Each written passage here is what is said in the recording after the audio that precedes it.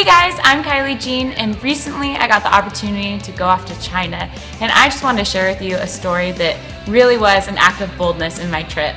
So we got to go to a boarding school of K through 12th grade that was run by the government, so we were really given heavy instructions on what we were allowed to say and not say while we went into the school. And the whole point of us being there was that we were Westerners and we're going to help them with their English.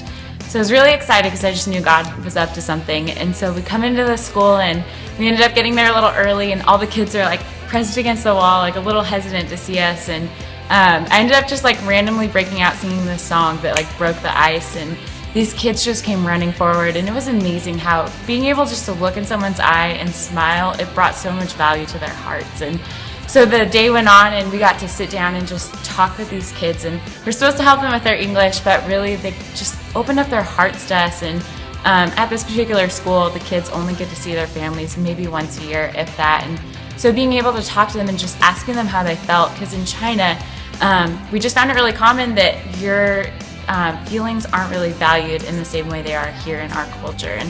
And so being able just to ask the kids how they felt about not being by their families, or that they had to move far away for school, and seeing them relate to one another, it was just so cool how it just brought up the sense of vulnerability and being able to speak encouragement into their hearts. And then I got to sing a song with them, and seeing how just music brought such an element of joy to their hearts, and dancing, and they thought I was the best dancer ever, which I'm not. So it was just tons of fun and getting to hang out with these kids. And at the end, we were there and they just wanted to have a little autograph and a wish written for them.